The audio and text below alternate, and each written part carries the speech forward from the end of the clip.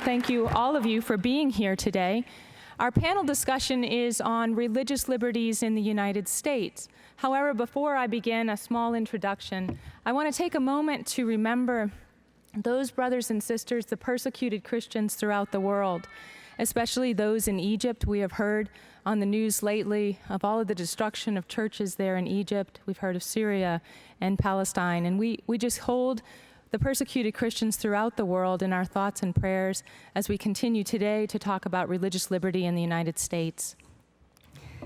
When I first started my work at the Register just over a year ago, EWTN and the National Catholic Register were already chronicling the work of religious liberty, the threats to religious liberty throughout the country. For the last 2 years, EWTN provided live coverage for the Fortnight for Freedom, spearheaded by the United States Catholic Conference of Bishops. Also last fall, EWTN led a novena to the Mother of God for the nation. And EWTN and the Register remain committed to bringing the latest news to you about our most treasured freedom. Today, our panel will be laying a framework for this first freedom and talking about the threats to that freedom. So let me introduce the panelists. We have Father Joseph Mary Wolfe. He is the chaplain of Eternal Word Television Network, where he initially came to work in 1985 as an engineer. 2 years later, he became one of the founding members of the founding members of the men's community, which Mother Angelica founded in 1987. The motto of the friars is the lost I will seek out, the strayed I will bring back. They do so by utilizing the modern means of communication, reaching millions of souls throughout the world. Father Joseph was ordained to the priesthood in 1993 and often celebrates the daily televised Mass. He has produced a pro-life rosary, which airs on Saturdays, and a television series on the faith of farmers in his homeland of eastern Iowa, entitled Faith in the Heartland, as well as the popular EWTN family prayers, which air prior to the Mass. Father, thank you.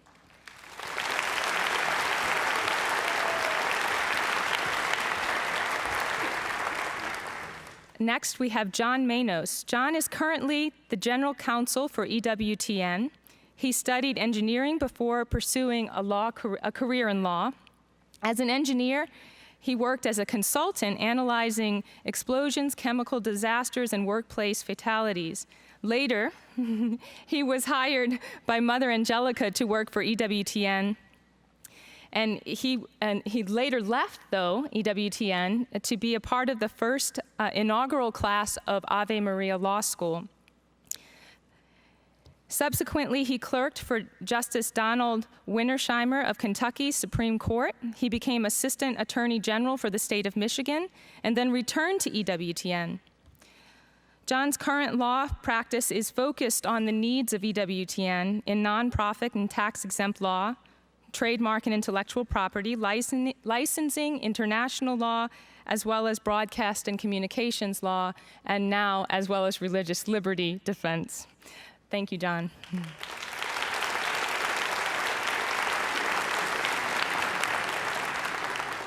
Our next panelist is Kyle Duncan. Kyle is General Counsel of the Becket Fund for Religious Liberty. He began that work in 2012. Prior to that, he served as Appellate Chief of the Louisiana Department of Justice, and before that, he taught constitutional law at the University of Mississippi. Kyle has argued numerous appeals in state and federal courts, including the U.S. Supreme Court, several U.S. Courts of Appeal, and the Supreme Court of Texas and Louisiana. He has represented clients in a wide range of constitutional, civil, criminal, and administrative matters, including the states of Louisiana, Texas, Wheaton College, Belmont Abbey College, Ave Maria University, the Eternal Word Network, Hobby Lobby stores, and most recently, he has led the Becket Fund's nationwide litigation against the HSS mandate. Kyle lives in McLean, Virginia with his wife and their 3 sons. Kyle, thank you. Mm-hmm.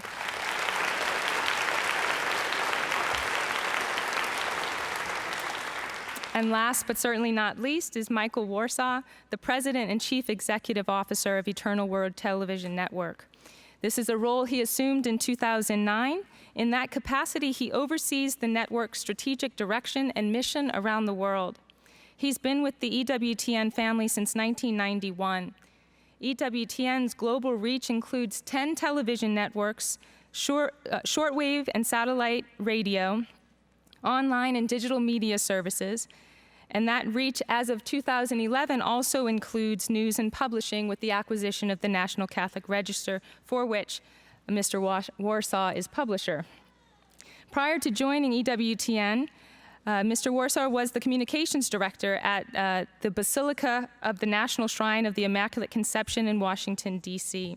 He now resides in Birmingham with his wife and his children. Thank you, Mr. Warsaw.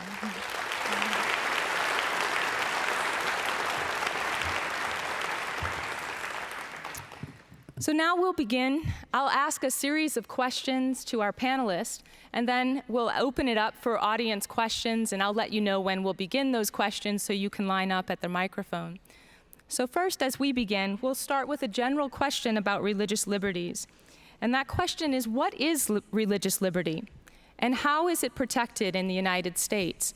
And I'd like to ask Kyle if you would begin answering that question. Sure, Jeanette, and thank you all. Thank you to EWTN for having me. It's a great honor to appear here.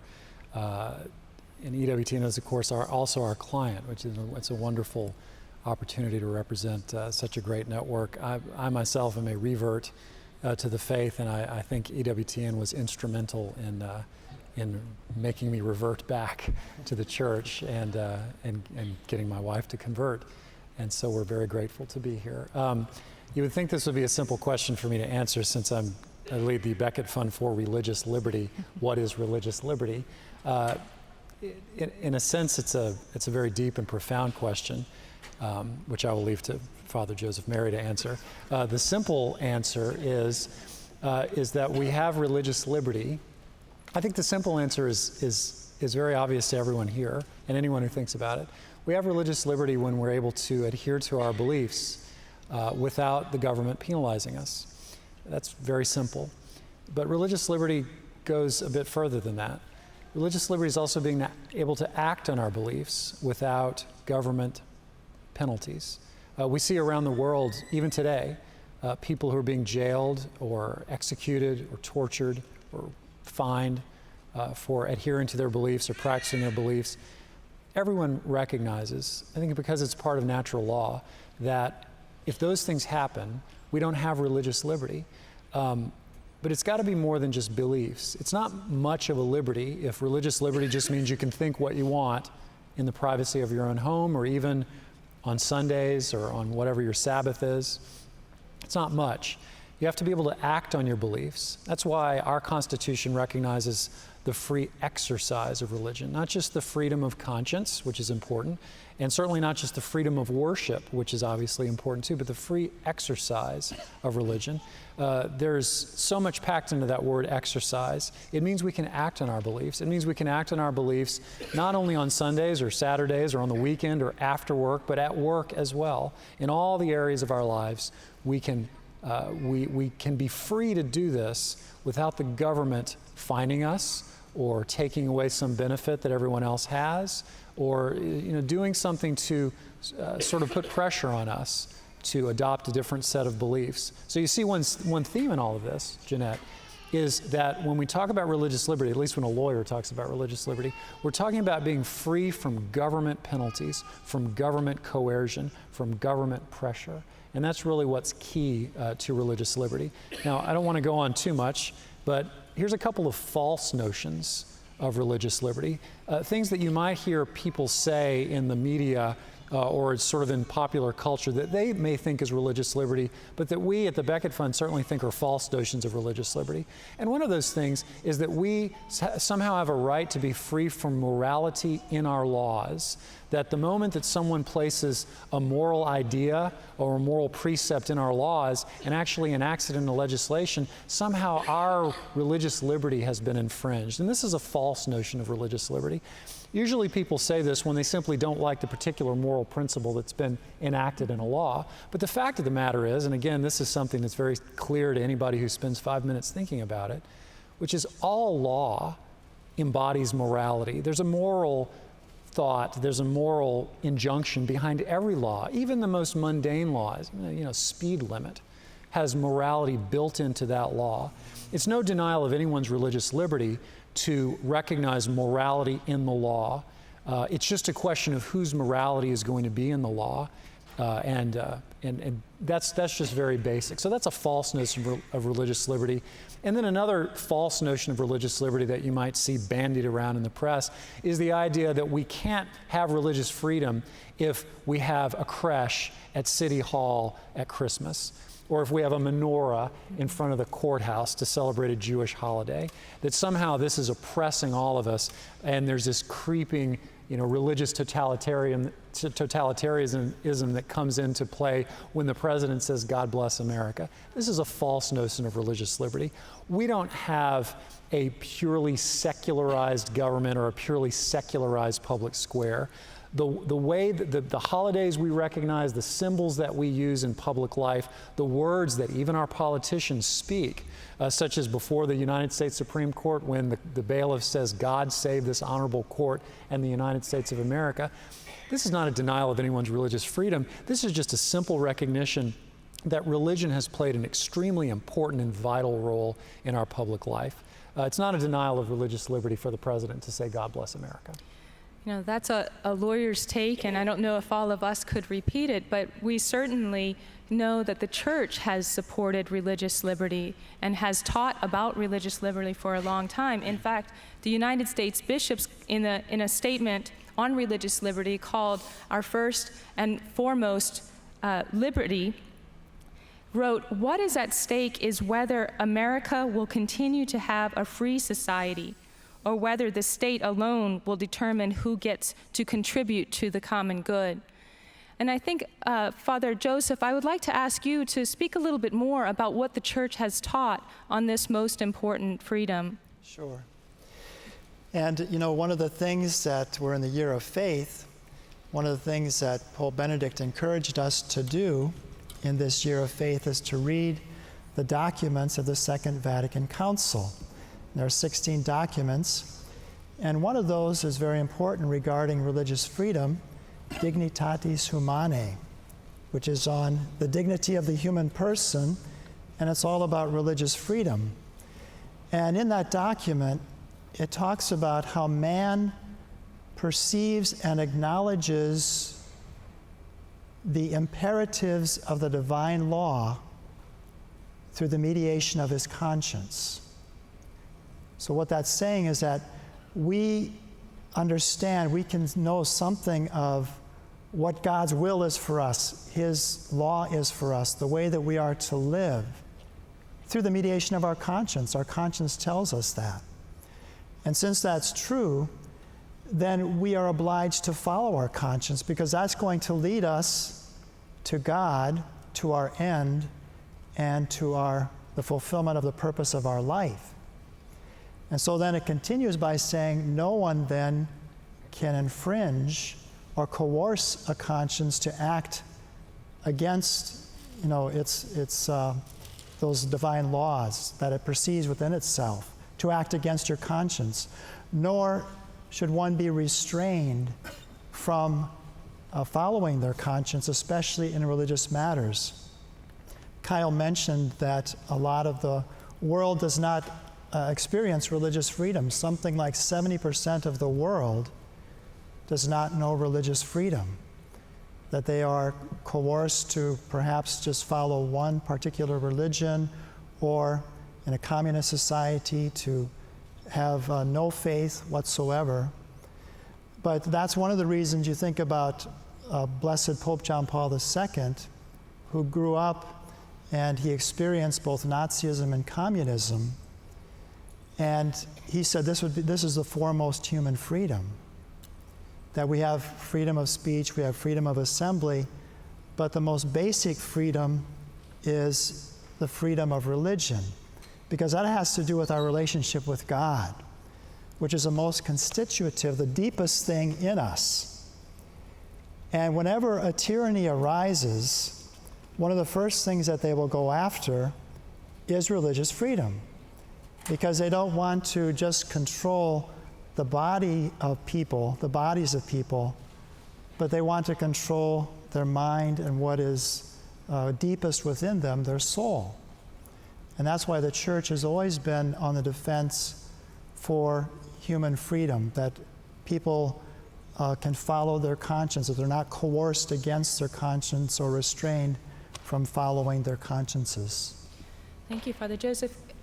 Father Joseph and Kyle, would you be able to give us some historical context of how the church has fought for religious freedom in the United States, and some historical context of examples throughout our history of the church standing up for religious liberty? Well, I can think of the area where I grew up. You know, you mentioned that I did this series, Faith in the Heartland, and Catholics experienced a lot of persecution in this country at that time in the 1800s. And so the first bishop of Dubuque, Iowa, which is the archdiocese I'm from, that he invited people to come there to that diocese because he said that they would they'd be supplied with the sacraments, that they wouldn't experience the persecution that they were experiencing in other places. In fact, there was a religious community in Philadelphia that actually went there to Dubuque. But maybe Kyle knows some other examples. You know, one way I used to teach constitutional law before I took on this role, and one way I came to the study of religious liberty in the United States is by studying, well, you all remember the school voucher controversies of the 90s, where the issue was if a city or a state allows people to use vouchers, as parents to use vouchers to get their children out of bad schools, essentially. And if they spend the money on a Catholic school or a religious school, does that somehow violate the, quote, separation of church and state? Right, which is one of those clauses that doesn't actually appear in the Constitution. We do have an establishment clause. We don't have a no separation of church and state clause in the Constitution. And the Supreme Court took that issue up and decided, actually, no. That doesn't violate the Establishment Clause to allow private people to decide where to direct private funds, which makes perfect sense. Well, I remember reading in the New York Times someone who was apparently not too happy with that decision and said, but that's okay. There are a number of provisions in state constitutions that will prevent any of this so-called public money, in other words, our money, public money from flowing to religious schools, and they're called Blaine Amendments. And I thought, I didn't know what a Blaine Amendment was actually at the time. So I did a little research on it, and I wrote a law review article on the so-called state Blaine Amendments. And many of you may have heard of these, but there was a move in the federal government in the United States in the late 19th century by an anti-Catholic politician named James G. Blaine. And this was to put an amendment in the Constitution that would essentially have made sure that no public money could flow to any religious or sectarian schools. And of course, all this was code for Catholic schools, right?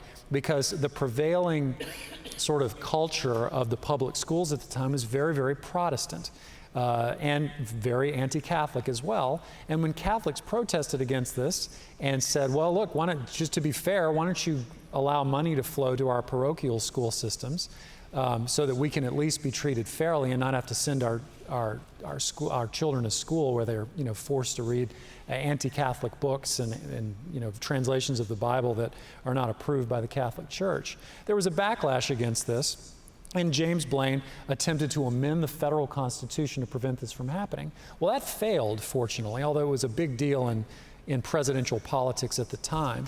But what happened as a result was a number of states, actually a clear majority of states, enacted versions of this kind of amendment, which still to this day persist in state constitutions. And so we have, and I forget how many there are, but let's say roughly half of the state constitutions, there are provisions that are designed to prevent money from flowing to sectarian or religious schools or institutions. And not a lot of people know that this is code for Catholic schools. Now today, no one would think to apply them only against Catholic schools. They're generally applied against religious schools or institutions generally, but they're an unfortunate vestige of anti-Catholicism in our national history that we at the Becket Fund try to fight against every chance we get. I think the news came out about the Blaine Amendment in Colorado, which is where I live, but also in Florida this year. Now, those amendments that are still on the books in some states are not the only threats that we see to religious liberty today. Can you please tell us what some of the major threats to religious liberty we see in America today? Kyle? Sure. So, at the Becket Fund, we're always on the lookout for emerging threats to religious liberty. From my point of view, you see threats to religious believers, again, from government, where the culture is going in one direction, and in a direction that is directly opposed to the beliefs of many religious people. And when the culture goes in a direction, often law will follow culture, right? Laws don't just come out of nowhere. The HHS mandate, for instance, just doesn't come out of a vacuum. It comes out of a whole set of cultural assumptions and cultural beliefs, and eventually the law sort of catches up with them. So when the culture is moving away from traditional belief, that's where you're likely to see laws spring up that will violate people's consciences. So one area right now where we're seeing the culture move away rapidly from traditional religious belief about marriage and human sexuality is something that's obvious and well known to all of you, which is the debates over same-sex marriage or same-gender marriage, or these sorts of debates that are we spend so much time in our national life talking about them. We are seeing, as you all are, a rapid movement towards sort of general cultural acceptance of homosexuality and homosexual practices. And also at the same time, you're seeing a rapid move towards marginalizing people who adhere to a traditional view of human sexuality and marriage. As you see that movement go farther and farther, the laws are, as we all see, starting to catch up with them. And we've all seen the dramatic decision from the Supreme Court on the Defense of Marriage Act. We're seeing a great deal of movement at the state level towards not just gay marriage, so quote unquote, but towards a general sort of acceptance of homosexual behavior as normal. And when you see that, when you see laws spring up around that, you're going to see religious believers who want to adhere to a traditional belief about marriage and again want to practice that in their speech and in their life. You're going to see them start to be marginalized. And so that's where we see the greatest threat right now to religious liberty. For example, we're already seeing cases where, for instance, let's say somebody who runs a flower shop, which gives flowers to anybody. It doesn't matter what their quote-unquote sexual orientation is. They serve gay people. They serve straight people. They don't have a sign on the door that says "No gays allowed." And yet, what happened in this particular case is a same-sex couple came in and said, "Look, we've been buying flowers from you for a long time. Will you do the flowers for our wedding?" And the owner, who's an evangelical Christian, said, "Well, look, I'm afraid that my religious beliefs will prohibit me from doing the flowers for your wedding because that would mean that I'm participating in your wedding, and I can't do that in good conscience." And there's litigation over that. The Attorney General of that particular state came after that florist and started a campaign against the florist, and there's no doubt going to be lawsuits. These are the kinds of conscience problems we're going to see spring up around the issue of sexual orientation right now. That's a big area. Sure, we've seen the same with adoption Yes. in some states, some dioceses. I think in Illinois, they have recently had to pull That's out right. of adoption. So Catholic Charities no longer does adoptions in Chicago and in Springfield. Massachusetts as well. Massachusetts is another state where we've seen this in the field of adoption. That's right.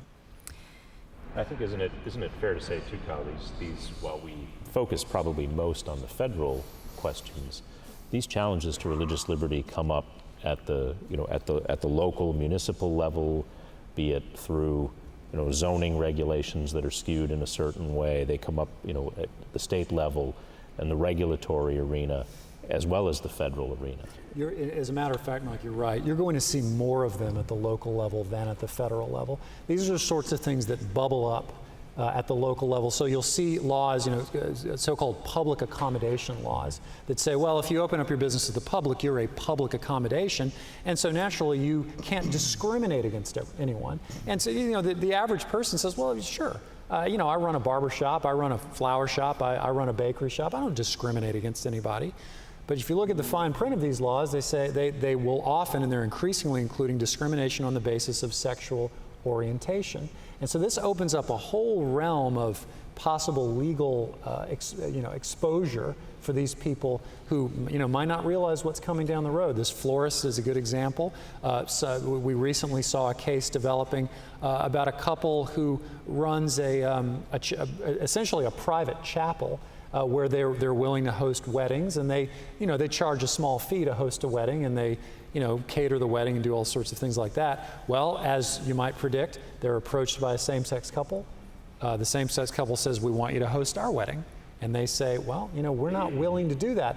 Not because, we hate you, or not because we, want to discriminate against you, but because we can't allow ourselves to participate in what you're doing. It's a classic live and let live. These people want to do what they want to do. We want to do what we want to do. Why can't we sort of all get along and leave us alone, right? But again, as the culture moves in a certain direction, and as there's greater and greater acceptance, there's this pressure for other people to conform. And that's where you see the conscience problems coming up.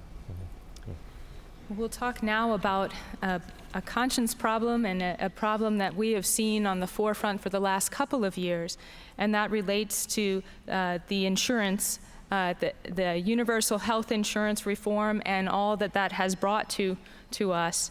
So the universal health insurance reform began to take shape in 2010 and 2011. The warning signs that contraceptive coverage would be included as a preventative service for women were evident very early on, and the U.S. bishops and other Catholic and non-Catholic groups began to lobby against this. Yet on January 20th, 2012, President Obama's administration published the final rules for the Health and Human Services mandate that requires employers to provide contraception, sterilization, and abortion-inducing drugs as a part of their coverage. But EWTN was prepared and became the first organization to file suit against what has been called the contraception mandate. The Becket Fund for Religious Liberties filed a lawsuit February 9th, 2012 on behalf of EWTN. And Micheal, I'd like to ask you to explain what about this mandate caused this organization, EWTN, to react so quickly to the law that was laid down? Sure.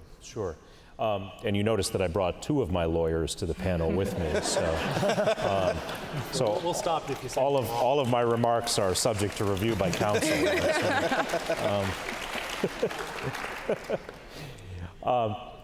No, I think very early on, for me and for all of us at EWTN, we certainly recognized the threat and the grave threats that were posed by the HHS mandate, and as it was first proposed. When it was first proposed, as you said, in late 2010, a couple of other organizations actually filed suit at that point: Belmont Abbey College, Wheaton College, both of whom are represented by Kyle and the Becket Fund. EWTN, as the rule was actually finalized, I guess we could say the first final rule published by the administration on this, we clearly began to see that this was extremely problematic, that the government was stepping in and telling EWTN, an organization that was clearly founded to be a Catholic organization, although we're not a church, although we're not officially part of the institutional church. Mother Angelica founded EWTN to be a Catholic organization in all that it does. She founded it to be a clear and compelling voice of the Catholic viewpoint in the public square.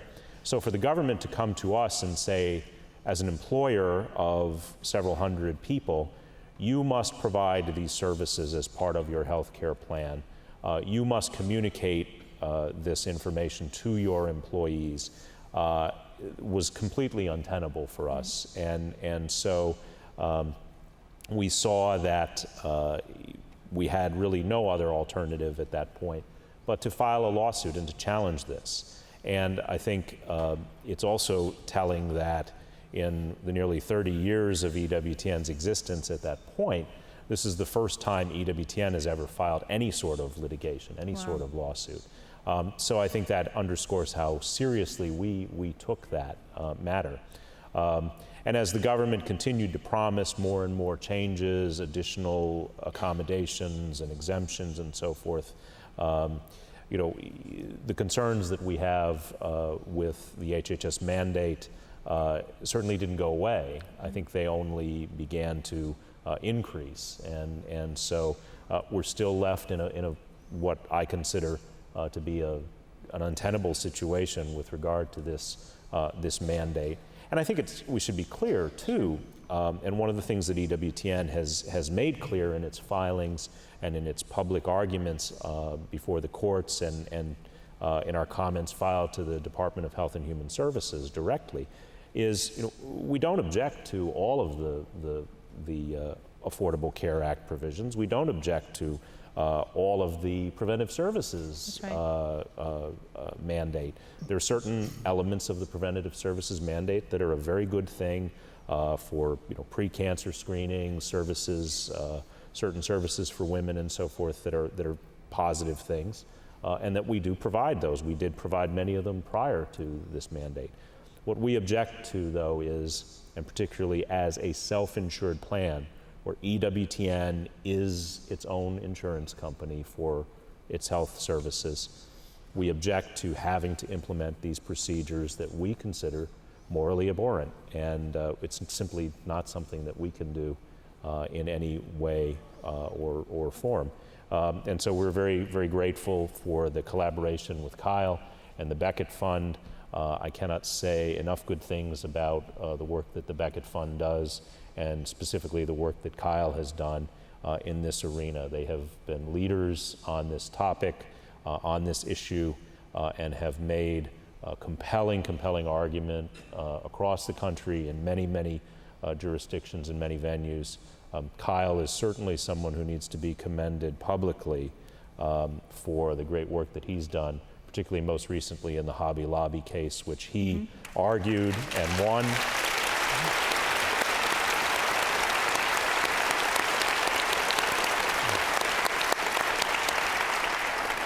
And I'm very pleased, and I think all of us as the EWTN family are very, very grateful to Kyle and the whole team at Beckett for what they've done for us in arguing this point and representing this point. And our fight goes on. That's right. You know, we'll talk in a minute about some of those victories and also some of the signs of success and where the EWTN case is going. But I'd like to turn to John for a moment. John, there are some organizations that are exempt.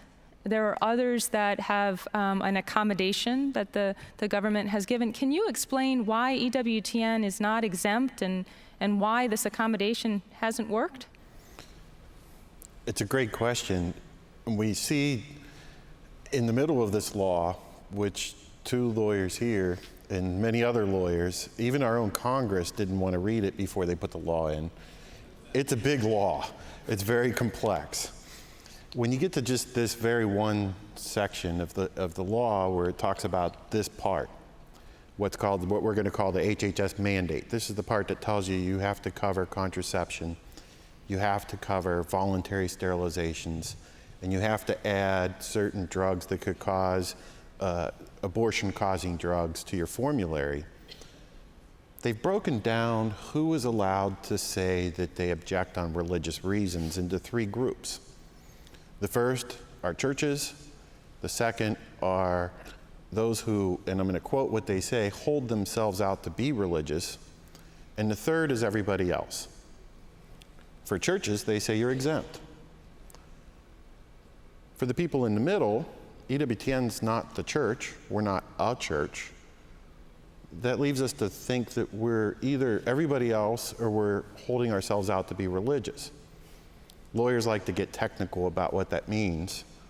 I think everybody would agree that EWTN is dedicated to teaching what the church has said and the tradition of the church and the Catholic Church. But does that necessarily mean, in a legal sense, in a hyper-technical sense, that we hold ourselves out to be religious?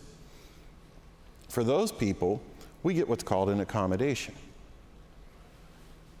They're not saying that we're free from having to do it. They're saying, well, you still have to provide it like everybody else, but we're not going to make you pay for it. Mm-hmm. Now, for anybody who's dealt with an insurance company, do you think that's really the way that's going to work?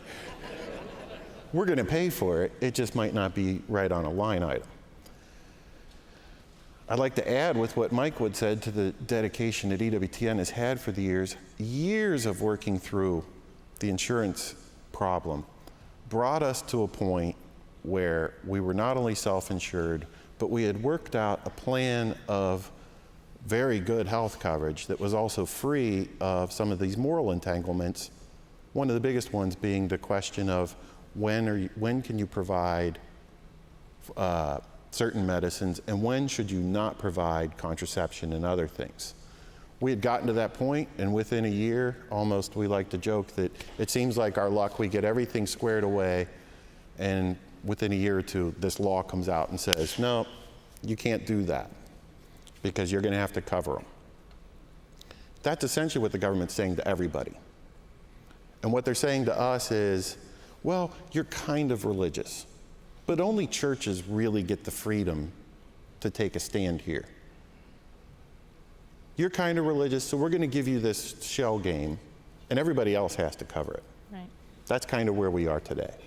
And what did you tell the Health and Human Services Department? There was a period of time that was really this spring where organizations and businesses and even individuals were able to talk about and say, voice their concern, put it in writing, and to give it to the HHS. So what did EWTN say, John?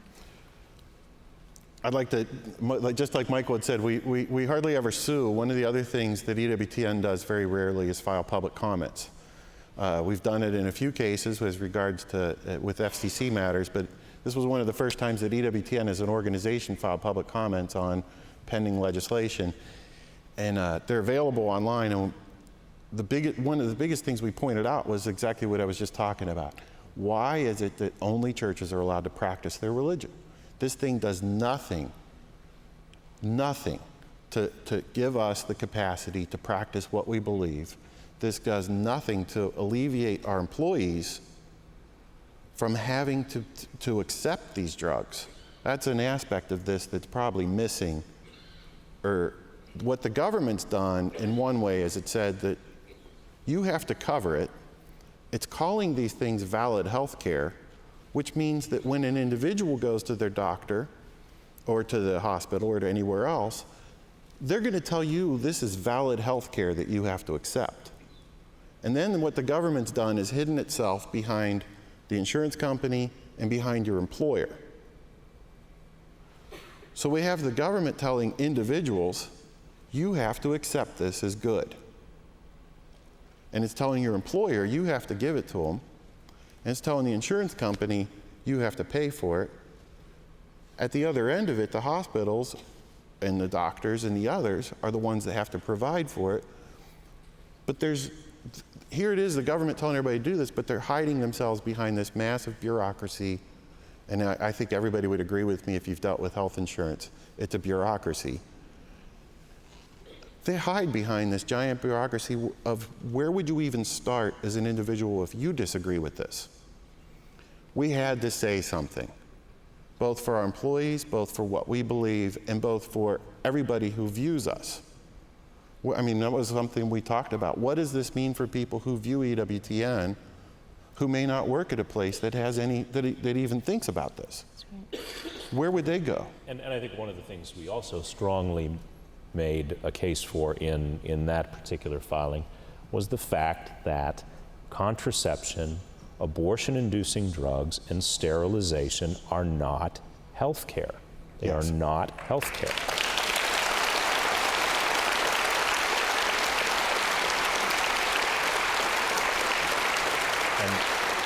as John has said, the government is coming to us as the sponsor of a health plan and saying, we don't agree with you.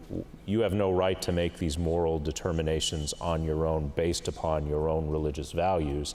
We are mandating that you must do this. And as we alluded to, the fact that EWTN has a self-insured plan that is thoroughly Catholic in all respects, that EWTN worked to put that in place to, number one, provide its employees who work very hard for this mission and who have families who depend on this coverage for their well-being. We wanted to provide them with the best coverage we possibly could, and we labored to do that. Secondly, we intended to create a model of a healthcare plan that was thoroughly Catholic and of an approach to these sorts of issues that was thoroughly Catholic. That was our intention. That was what we created with our healthcare plan. And now the government comes back and is trying to undo that, is trying to take that apart and create this shell game. While it's one set of issues with a typical, more traditional underwritten health care plan, the complexity of this now, particularly with the final rules published just a month or so ago, for an entity with a self-insured health care plan is incredible. The complexity of that has become even more mind-boggling than it was before, and it creates unique challenges. And it's the government playing a shell game with money, but leaving us with the same moral problems that we've had throughout. And that leads to the question, where does it go from here? Where is the EWTN lawsuit going from here? Can you fill us in on the progress? Well, when we speak of the lawsuit, it's important. On the Feast of the Annunciation, March 25th this year, our old complaint that we had in the courts had been dismissed. So there technically wasn't a lawsuit active in the courts at that time. I think that we're here talking about it, and certainly without anything to announce today, I think our dedication to this is we're looking at all of our options. We're looking at a way that we can tackle this thing once and for all. We just don't have we don't have anything to announce today regarding that. But EWTN, and it makes me happy being in-house counsel for EWTN because we're dedicated to taking care of this issue. Mm-hmm. Yeah, I think that was a very lawyerly answer, John. I appreciate that.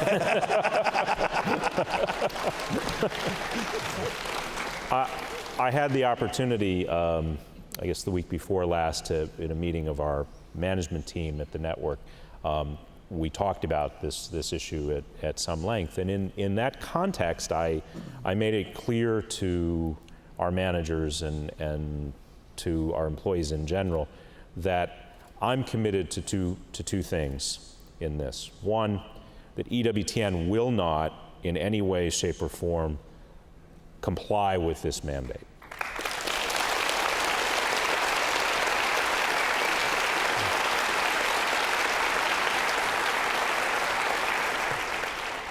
Secondly, I'm also committed to EWTN providing for the ongoing health care for our employees, and to do that in a way that does not compromise our values and our principles.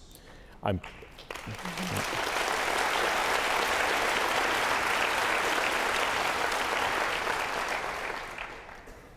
committed to those two courses of action.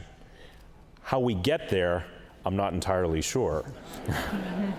And that's why we have a great team in Kyle and our Beckett Fund group and John and all those who have advised us on this matter.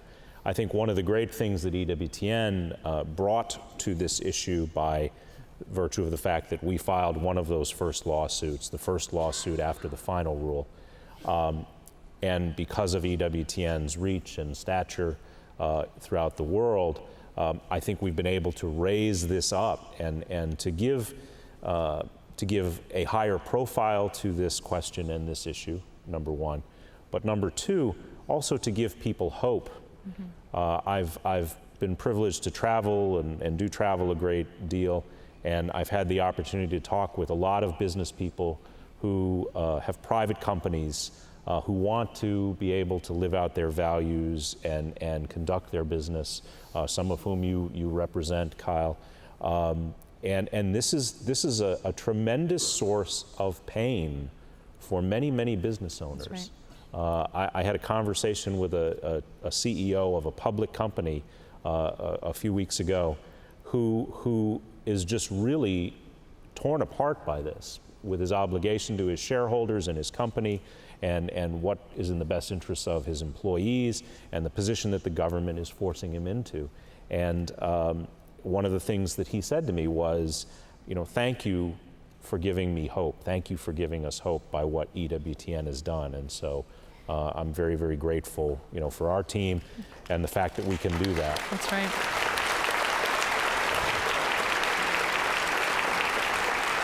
Jeanette, Oh, sure.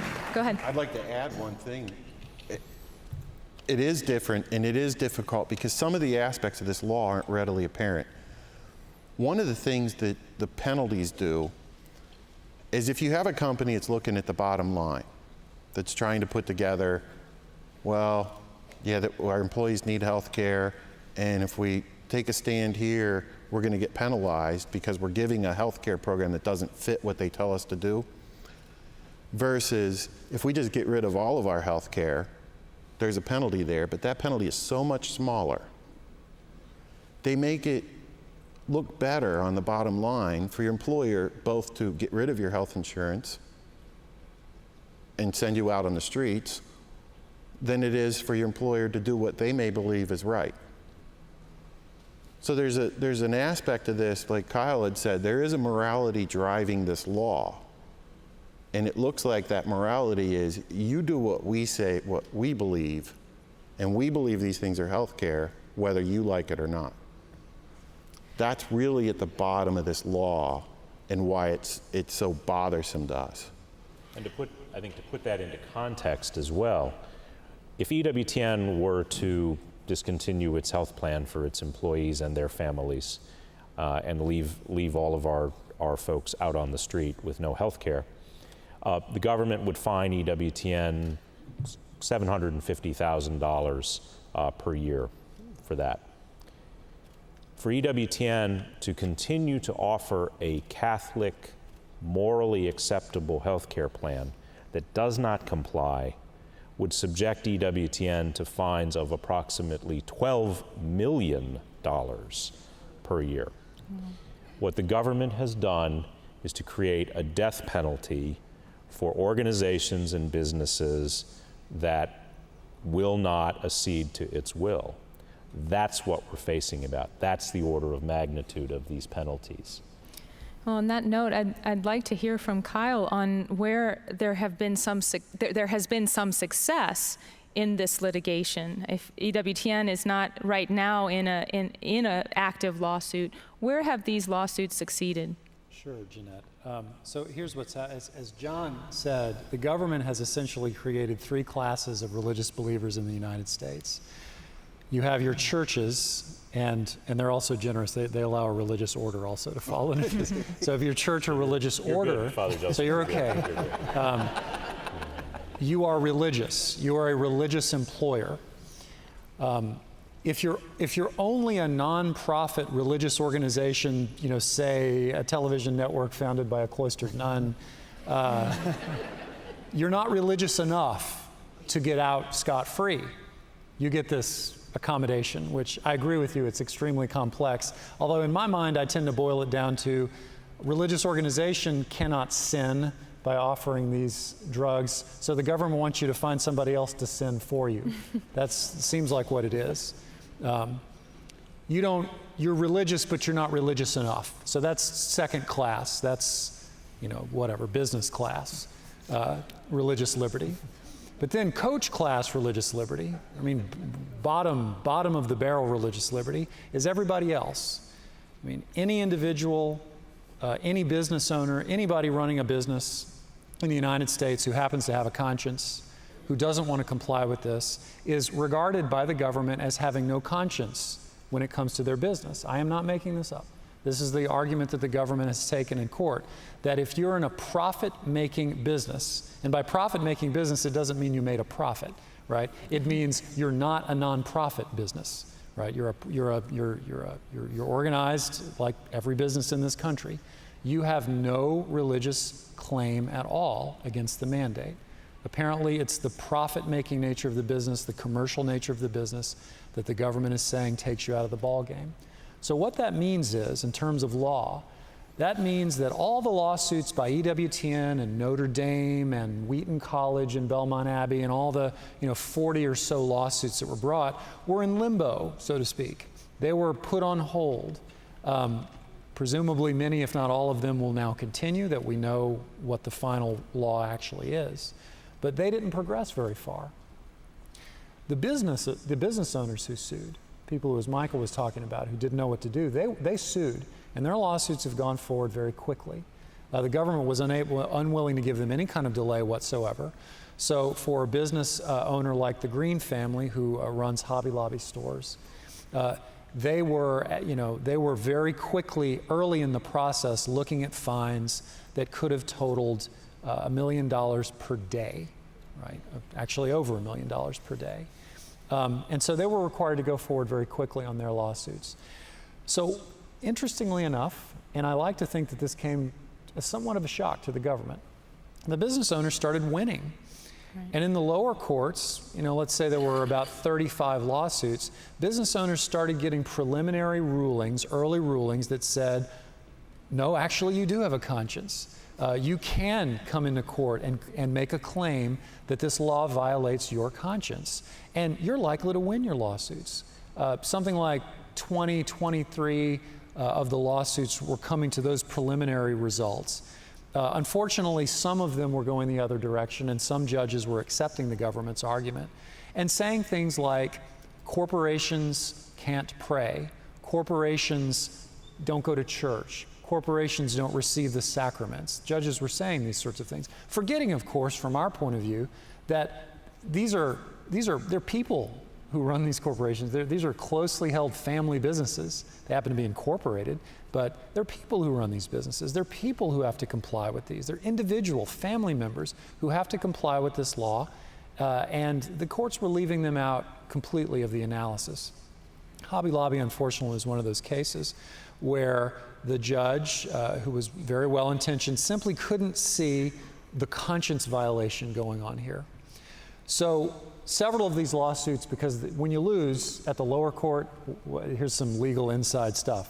You have to go up, right? You have to go up to the appellate court to get a better answer, you hope. And so these cases started going up to the appellate courts. Hobby Lobby was one of the first cases to be argued. It was argued in an appellate court in Denver. And the court did an unusual thing. The court decided to hear the case before the entire court.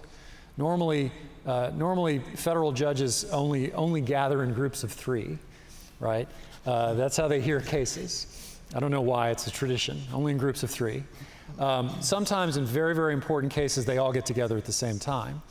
And the 10th Circuit decided to do that. It sent a signal to us. We thought, well, this means that they see this as an extraordinarily important issue. And so 8 of them all got together and heard the case. And thanks be to God, 5 of them agreed with Hobby Lobby and the Green family and the Beckett Fund that business owners, simply because they may make a profit, still have a conscience. And so we have a very good decision there. I have to say, although I appreciate your kind words, Micheal, I can't take any credit for that case. I was petrified when I was making that argument. I don't remember most of it. But afterwards, I noticed a priest in the whatever you call it, in the pews, there in the courtroom, and I recognized the priest from a Catholic church right around the corner where I had been spending an unusual amount of time in the days leading up to the argument. And I went up to him and I said, "Thank you, Father, for coming to the argument. I don't know you. It's nice to meet you." And he said, "Oh yeah, I made sure to come and say the rosary during your argument." Wow.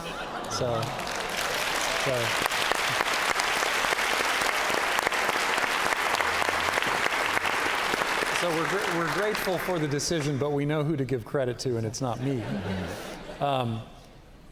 There are other appellate courts who are hearing arguments and deciding cases right now. There's already what we call a split of authority on the issue. Courts are going in different directions. There will be other decisions that are coming out this summer and this fall. And so what this means is that the stage is set, so to speak, for Supreme Court review. So there is a higher than average likelihood that the Supreme Court will need to weigh in on these business cases. This is going to provide important answers on this question about business owners being able to challenge the mandate, but it's also going to provide some answers for all of the cases going forward. It's going to provide answers for example, this crucial question is one of the judges in the 10th Circuit called the question of complicity, meaning if the government tells you you have to include in your insurance a drug like Ella or Plan B one-step, drugs that the government's own birth control guide admits can act by causing an embryo not to implant in the womb and killing it. The government admits that's how these drugs can act. If you refuse to include, if you are forced to include a drug like that in your health plan or pay these draconian fines, is this a burden on your religious liberty or not? Does this make you complicit or does it not? All the religious believers who are filing these lawsuits are saying, if you make me do this, it entangles me in the practice of abortion, right? The government is saying, no, it doesn't. This is a decision for your employees to make. And so the court is going to answer that basic question in these business cases. We hope that it answers it the right way, and that it provides a template for all of these lawsuits going forward. So that's where we are now. Well, I think we need to join with that priest and pray many rosaries for this cause. Yes, we do. I have one more question, but I do want to let you know that I'm going to open it up to your questions, and there is a microphone in the middle alley there, so you can begin to line up there. But I do have one more question, and that question relates to how we can spiritually prepare for this battle. And Father Joseph, I'd like to ask you to bring to mind some of the saints that we can pray for their intercession, that we can meditate on their stories, that will give us some strength and some courage during this time. Definitely. Well, one of the reasons that the Fortnight for Freedom the past 2 years began on June 22nd, as you know, is because it's the feast day of two martyrs, really, of conscience, St. Thomas More and St. John Fisher, who both refused to compromise on their conscience and signed the oath of succession. So I think they are two that we can especially invoke in these days for us to be courageous and to help us to find the way. Like Thomas More said, I'm the King's good servant. And that's what we all want to be. We want to be good citizens of the United States of America. We love our country. But God's first.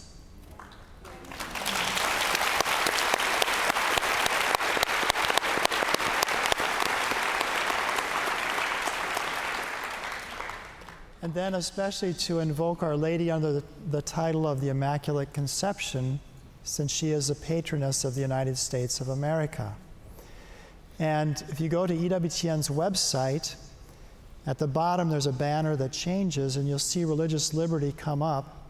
And if you click on there, you can go to our religious liberty page and you'll see the novena to the Mother of God for the nation. That's something we've used the last couple of years as well. It's a beautiful 9 days of prayer and meditation on the prerogatives of Mary and to invoke her powerful intercession for the various things that threaten our religious liberty today. So I'd encourage you to do that. And then the last thing would be, also the U.S. bishops have a website where they have a number of spiritual practices that they encourage. They have what's called Fasting Fridays. And they have a petition or pledge that you can sign that on Friday you're going to make some sacrifice, that you're going to abstain from eating meat that day for religious liberty. And they want us to do this until the end of the year of faith, which is the feast of Christ the King. And there's pages and pages of people that have made this pledge. So we know we're citizens, but even more so, we're believers. So we do believe in the power of prayer. We do believe that the rosary makes a difference, that our prayers do make a difference. So I encourage you all to do that as well. Thank you. I have to say, Father Joseph, I have over these last many months developed a much deeper personal devotion to St. Thomas More. I'm just hoping for a better outcome.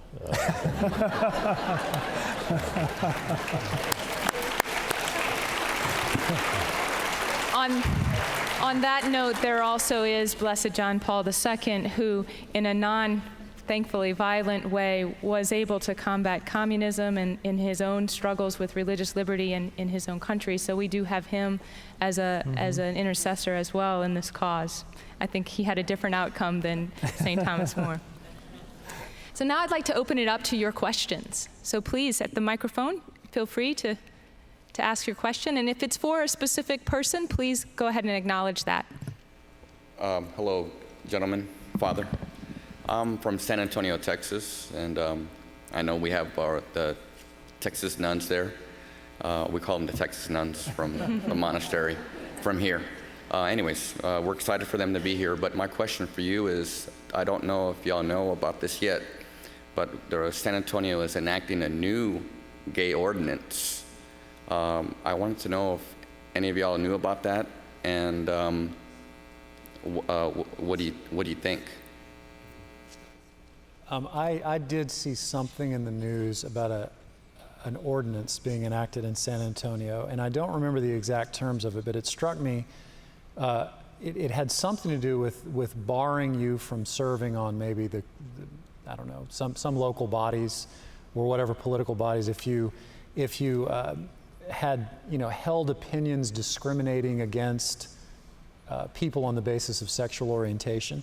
I don't remember the exact details of it, but it struck me that the law was written so broadly that if, say, for instance, I had taught a Sunday school class in my parish after Mass one day that simply repeated what the catechism said about people with same-sex attraction, then I could be disqualified from serving on a public board or whatever, whatever it's. Am I thinking of the same ordinance you are? Yes.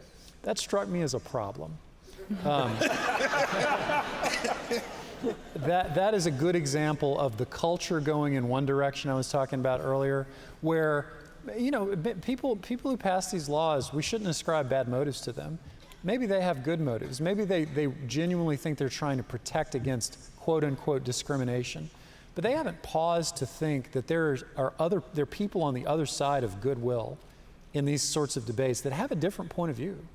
And it goes to the HHS mandate. What Micheal was saying earlier about contraception and sterilization and abortifacient drugs are not health care. The government is saying, the government takes a different view. You'll be surprised. And the government says these drugs and services are not only they health care, but they are absolutely essential for women's health, the health of children, and for women's equality. And so this is a good example of the culture going over here, the church over here, and then the law caught up with the culture over here and is now mandating these things. So I think that's what's happening in San Antonio. I don't know all the details of the ordinance. It struck me as very problematic, and I hope it's either changed or challenged. Yes, thank you. Good afternoon. I have one question, 3 parts. First one, it's about EWTN. Is it a corporation? 1. Is it a nonprofit organization? 2. And 3, does it have shareholders? I'd like to answer that, being the attorney. I'll defer to counsel. It is a corporation. It's incorporated in the state of Alabama. And in 1981, we were recognized as a 501c3 public charity. That means that we don't have shareholders. Charities are part of, in an arcane, older, more sensible legal time, they were called part of the public trust. Charities operate for the benefit of the public. In our case, with a religious purpose, in an educational and consistent with what is known as charity. That means it can't be privately owned. It doesn't have shareholders or anything along those lines. It is recognized as a corporation, but when we talk about corporations, they come in several different creatures, one of which that you mentioned would be ones that do have shares, that do have private owners. But that's not consistent with being a 501c3 charity. You didn't answer the question whether if you're a nonprofit. Yes, ma'am. Yes, ma'am. 501c3 is a nonprofit. Hi, gentlemen. My question is, the decisions that are being made that you're working on now, will they trickle down to people that work in the healthcare industry? As a nurse, I'm in the trenches, and would it affect me being able to say no to passing out these medications or giving a drug that would cause harm? Because at this point, if I said no, I would be fired. That's one of those questions that hits on what I was talking about, certainly in Micheal and my discussion, the discussions we've had back at EWTN. We certainly recognize the situation's different. Most of our viewers don't have an employer like EWTN that's dedicated to this. But when we think about our viewers, this law really is what Kyle had said, and even it's compared to the same effect as what we just talked about in San Antonio. It's telling you what you must believe. It takes a new wrinkle for you as a healthcare provider, as a nurse, because now your hospital's telling you, and your state regulations tell you what you must provide as healthcare. And now you have the federal government coming in and saying, Ella, Plan B, these things that cause abortion, voluntary sterilizations, which take away healthy systems from a person, and contraception are valid health care. There's no room in there for you to believe anything different. You're not a church. You're not a religious order. You're one of these other people. There's no room in this for you to exercise your conscience. I can see where this is going to trickle down, and the question you ask is a very good one. What does it precisely mean that they're saying this is valid health care? Your question's one of these things that nobody's directly thinking about at this point. Kyle, do you want to jump in? It's a good question. We at the Beckett Fund are litigating 2 cases involving pharmacists who object to being forced to stock or dispense abortifacient drugs like Plan B and Ella. I want you to go to our website, beckettfund.org, and look for those cases. One is in Washington State, the other one is in Illinois. We've been having some success in those cases, but it's tough going. And those cases are going to be directly relevant to you as a healthcare practitioner. There are federal laws that do protect you to a certain extent from having to participate in abortion or sterilization. But the pharmaceutical aspects of this are very difficult, and they're being litigated right now. And I just want to add to that. I think we all need to pray in a particular way for people, particularly people of faith and conscience who are in the healthcare field today. This is a very, very difficult issue, and you deserve our prayers and our support. We had on the Religious Liberty panel last year in Phoenix at our family celebration, a physician who was with us who faced this very issue and who lost her job for following her conscience, and pointed out just what a very, very difficult circumstance people in the healthcare services today find themselves. So you have certainly the assurance of our prayers.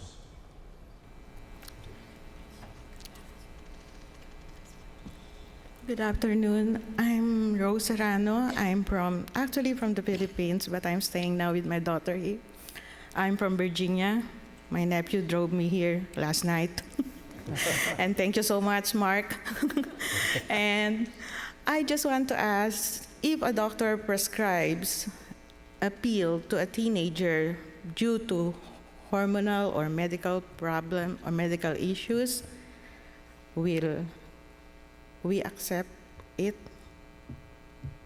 So is it moral for a teenager to take a contraceptive medication for another purpose? Yeah. Is that the question? Yeah. Okay.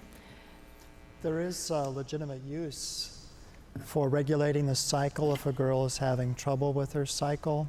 So that would be a morally acceptable use of that, because the intention is not to prevent conception, but simply to return the health to the young woman to get her cycle regulated.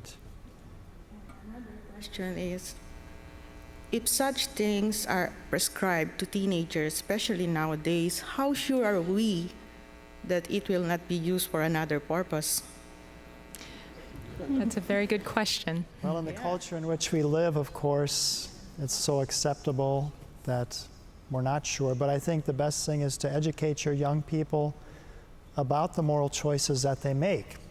And oftentimes we educate them when they're confronted with these things. That's one of the best things to, you can explain the consequences or the significance of the choices they're making.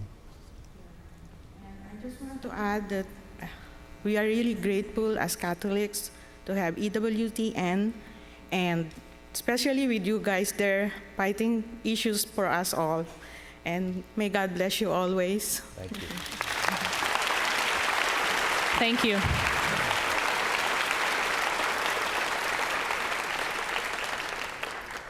Hi, I'm Yvonne. I live in New Jersey, and we're going to be dealing with same-sex marriage there soon. But my question is about Massachusetts. I've been reading a lot about what's going on there. I understand they're teaching children in the public schools about same-sex marriage and the curriculum. What's happening? Can the parents pull their children out? Are parents being notified? What is happening when it passes in a state and it's now considered policy in a school? What happens to the families who object to that material being taught to their children? That's a good question. I'll take that Kyle? one. That's a very, very difficult issue. Let me answer it this way. As more and more states adopt some form of same-sex or same-gender marriage, it is extremely important that they do, if they're going to do that they have built into their law protections for conscience, for people who do not agree, who take a different view of marriage. So some states are doing that, but it's a political question. It's a very delicate thing when states, and there are many states that are considering it right now, and there are people, including the Beckett Fund and others, that are trying to work with legislators or politicians or whatever interest groups there are out there to convince people that even if you strongly feel, and I don't mean you, I mean just people in general, that we have to have this same-gender marriage, that there are people on the other side who are people of goodwill who need protection for their consciences, right? And the issue that you're pointing to about instruction of children in schools might be one of the issues that legislators or local politicians ought to take into account, that no parent sends their child to school so for their child to be indoctrinated against their parents' faith, right? Nobody does that. The difficulty is, though, is that courts have traditionally been unwilling to recognize the rights of parents to protest in court against the curricula that their children are being offered in public schools. It's just been an issue where courts have been unwilling to upset, the public school curriculum. So we think that there are limited legal avenues for parents. Now, of course, parents can pull their children out of public schools. Of course they can. The problem is sometimes they can't afford to, right? And they want their children to have an education, and they're not left with any real choice, which goes back to one of my earlier comments about vouchers and those kinds of programs giving parents a real choice when it's an issue of conscience, right? And not simply the quality of the schools, but it might also be an issue of conscience as well. But this is a very difficult issue, and it shows you that when the culture is moving in a particular direction, that everything is affected by that, including what is taught in schools. I want to ask for a point of clarification about that particular question and the answer. So that means that when a state is considering passing same-sex marriage, Yes. a marriage law, that even if that law states that there is a religious liberties exemption for churches, there needs to be more than simply that statement? That's a great point. Jeanette. So this is crucial. You will hear many people in favor of same-sex marriage who say there are no religious liberty problems here because no one is suggesting that a priest or a rabbi be coerced into officiating at a same-sex marriage. Well, I'm glad no one's suggesting that yet, at least. But that wouldn't even conceivably be legal under the First Amendment to force a priest to officiate at a same-sex marriage. So those kinds of assurances don't really amount to much, right? We're not concerned about that, at least yet. What we're concerned about is the florist that I talked about earlier, or the person who owns, a pavilion. There's a New Jersey. You mentioned you were from New Jersey. There's a pavilion in Ocean City, New Jersey, that's owned by, I think, Methodists. And somehow it qualifies as a public accommodation under New Jersey law. The owners didn't want to host a gay wedding at their privately owned pavilion, but they're being forced to, right? So these are the kinds of issues that we need to be concerned about in crafting religious exemptions. I mean, they need to be broader, right? They need to encompass not just churches and priests and rabbis. They need to encompass all sorts of religious organizations. They need to encompass private business owners as well. So these are conscience exemptions. They're conscience exemptions, that's right. Thank you very much. Next question, please. As an individual, I want to know if it is my constitutional right to say, no, I will not provide these things, as an individual. And then as a corporation, if I owned a business, isn't it my constitutional right to say, no, I will not provide these? And doesn't the people that work for me, if they don't like that I don't provide this, they have freedom of choice to not work for me? And also, what was that other thing I asked you? So I forgot. Well, let us start with those two, and then if you can think of the other question. Well, I'd like to praise Kyle and the Beckett Fund in particular, because this is precisely the question they've been fighting for. You do have a right. You do have constitutional protections, and the Beckett Fund for Religious Liberty has been out there arguing, particularly, as Kyle mentioned earlier, for Hobby Lobby. That was precisely the question they were seeking, and the protections they were seeking to vindicate in the courts. But I'll let Kyle round the question out. I just wanted to, it's never good to speak on it. If you can have a different lawyer arguing on your behalf, I thought that it would help. Yes, I agree with everything what John said. That is that if the government interferes in my constitutional right, isn't that a form of socialism?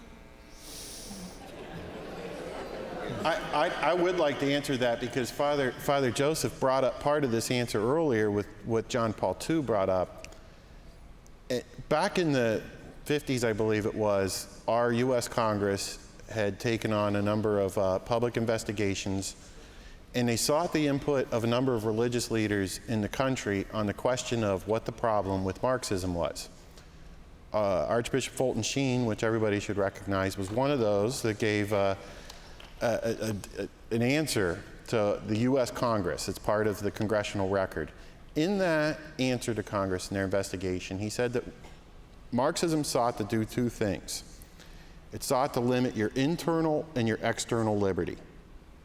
Your external liberty was what you as an individual were allowed to do in public. So they did that by taking away your property ownership and other things like that, telling you that you can only go walk on this side of the street at this time without a reasonable reason why, just because they want to tell you what to do.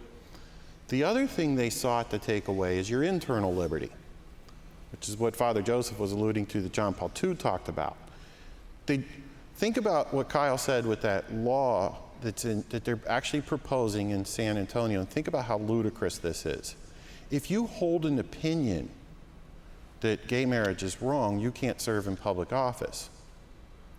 How exactly is a court supposed to know what opinions are in your mind today? I don't know any judge that has a probe they can stick into somebody else's mind that tells you what you believe today. Laws should be over things that you do externally, not what you hold in your mind.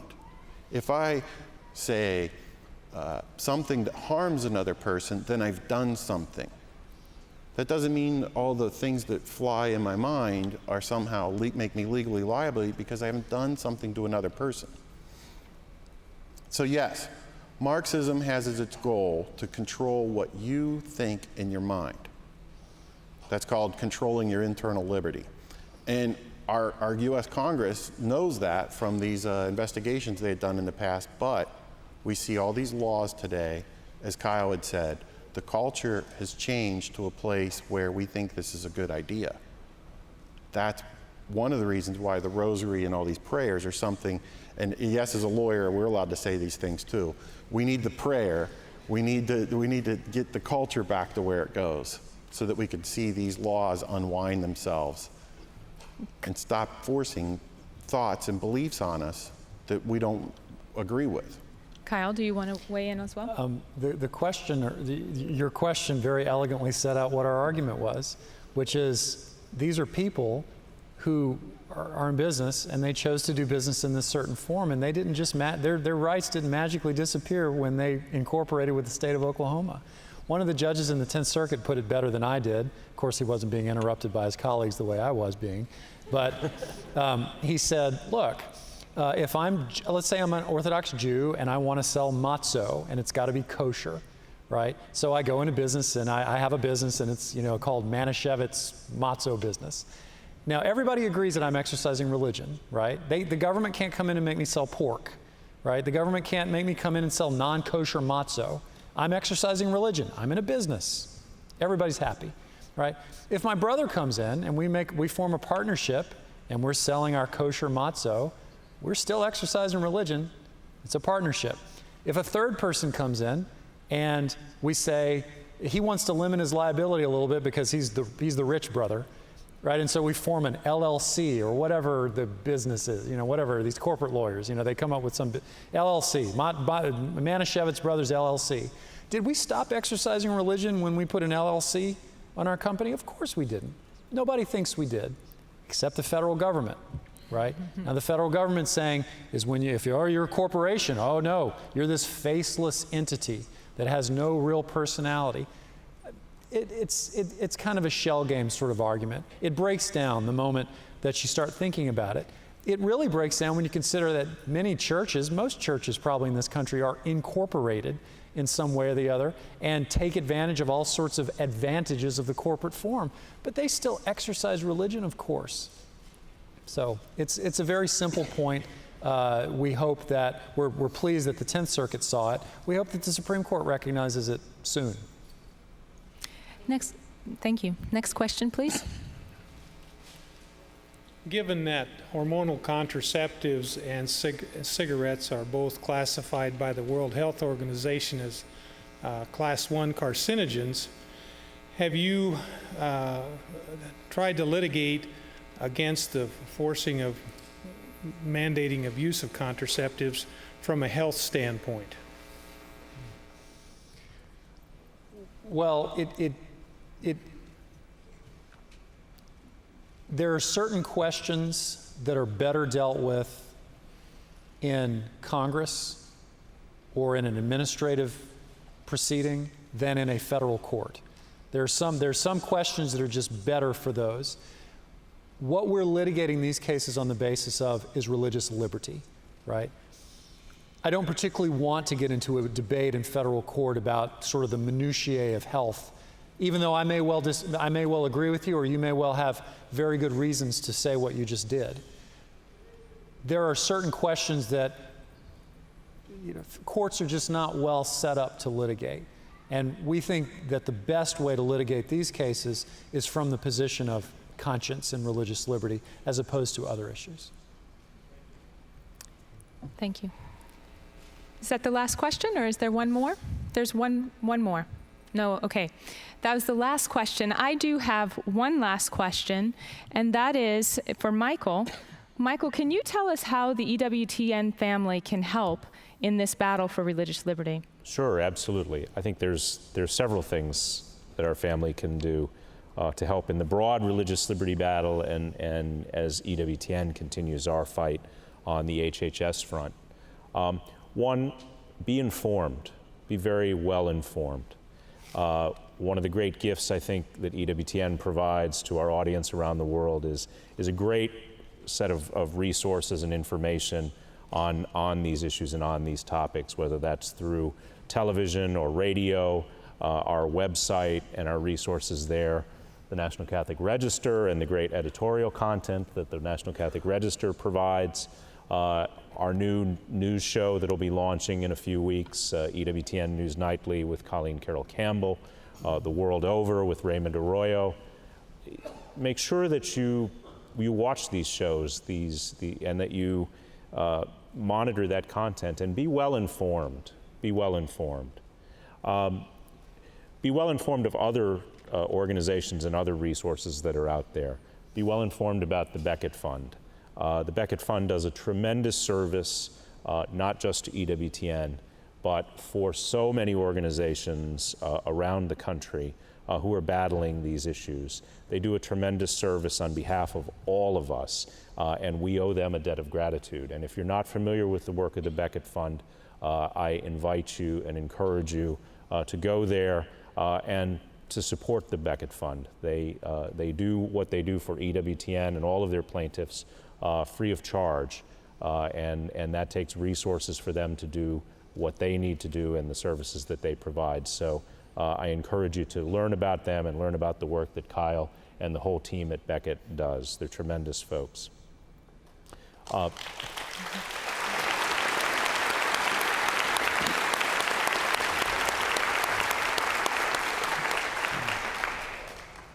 You can also, and this is perhaps the most important thing that we can all do, and that is to pray for all of these efforts, to pray for our country, our nation, to pray for our leaders, our president, our leaders at the state and local levels, for a conversion of heart, that they'll see these issues and that there will be a change in the attitudes of government, in the approaches of government, in the approaches of these laws that will provide us for true and lasting religious liberty in this country. Prayer is the key, and prayer is the most important thing that all of us can do in this fight. And there's one other thing that you can do, and that is to continue to support EWTN, continue to keep us between your gas and electric bill. It's very important that the mission and the work of EWTN be able to continue, that we have the resources that we need in order to carry on this fight, in order to bring you the programming that you need, in order to bring our world the programming and the message that it needs, and to bring hope to people. It's so easy in these times to get very, very discouraged and very down about all of these challenges that we face. But we know at the end of the day we've won. The victory is ours. We're assured of that in Jesus Christ. But we need to bring that message of hope to a world that has lost that hope and a world that is in darkness. We do that through your generosity and through your support.